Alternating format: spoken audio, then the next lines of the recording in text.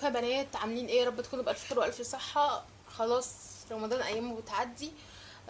كل سنة وانتم طيبين، يا رب تعدي عليكم الايام بخير وصحة وسعادة. النهارده اليوم الرابع لينا في الحملة اللي احنا عاملينها. انا كنت نزلت لكم الفيديو بتاع الحاجات دي اللي هي الفواصل دي.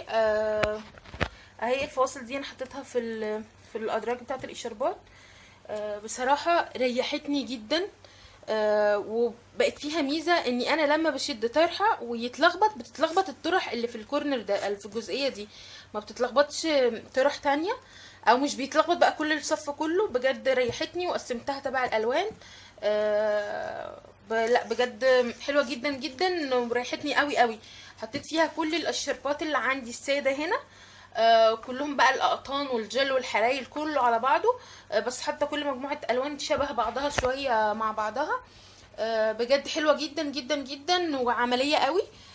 ده كان بالنسبة ل هو عامة النهاردة كان يوم الأدراج، فده بالمناسبة هو كان يوم الأدراج، فأنا عملت الفواصل دي ونظمت بيها الدرج ده.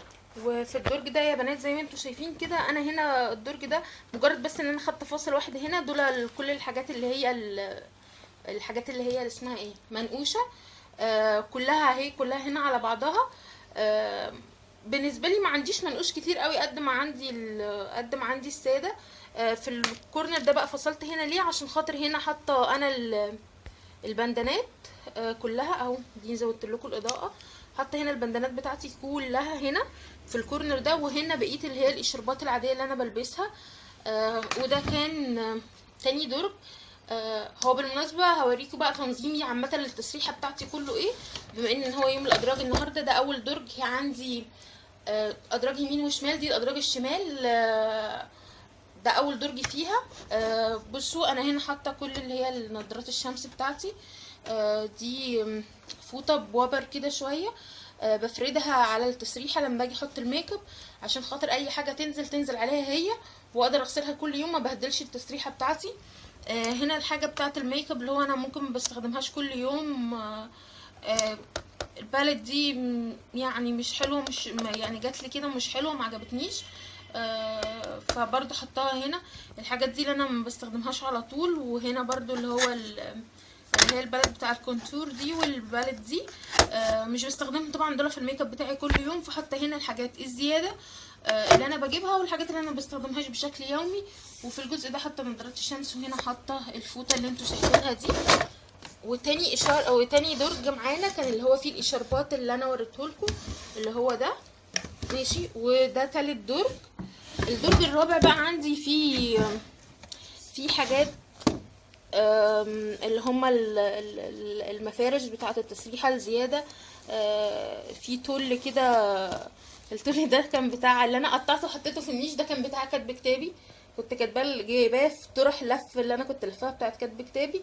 وهنا الشنطة دي، كل الشنطة دي والشنطة دي فيهم شنط صغيرة بتاعت ميك اب، وفيهم محافظ تقريبا عندي حوالي 5 6 محافظ. معرفش، بموت في حاجة اسمها محافظ وبموت في شكلها فبجيبها كتير.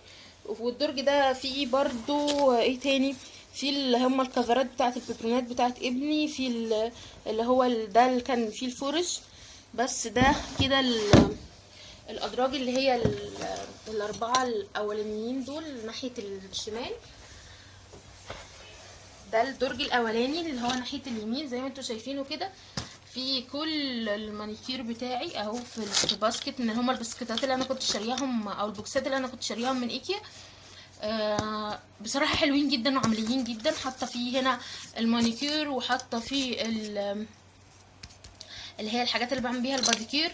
هنا برضو في ضوافر اللي هي دي العلبة الكتيرة قوي دي. وفي ضوافر دي ما وريتها لكوش انا، لاني بقالي كتير قوي ما عملتش مشتريات، اللي هي بتتلزق كده لوحدها. وفي ضوافر ما بتتلزقش لوحدها اللي هي لازم تلزقيها. عندي انواع ضوافر كتير قوي. وهنا التوك بتاعتي، انا اصلا مش من الناس اللي بتحط في شعرها توك. دلوقتي يعني في معظم الاوقات لما بقيت ماما، يا اما بحط التوك دي اللي هي كده عشان بتلم شعري كله لفوق، ويا اما دي عشان ابني بيشدني من شعري. تمام. ده بالنسبه للجزء اللي هنا. الجزء ده بقى بيبقى فيه حاطه الحاجات اللي بتبقى في شنطتي بتاعه الخروج، وبطلعها مثلا واركنها على جنب.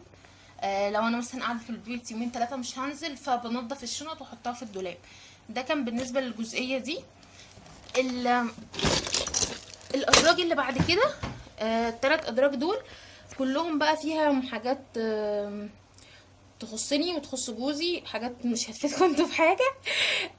فبرضو الحاجات بتاعتي انا منظماها في البوكسات اللي انا اشتريتها، وهسيب لكم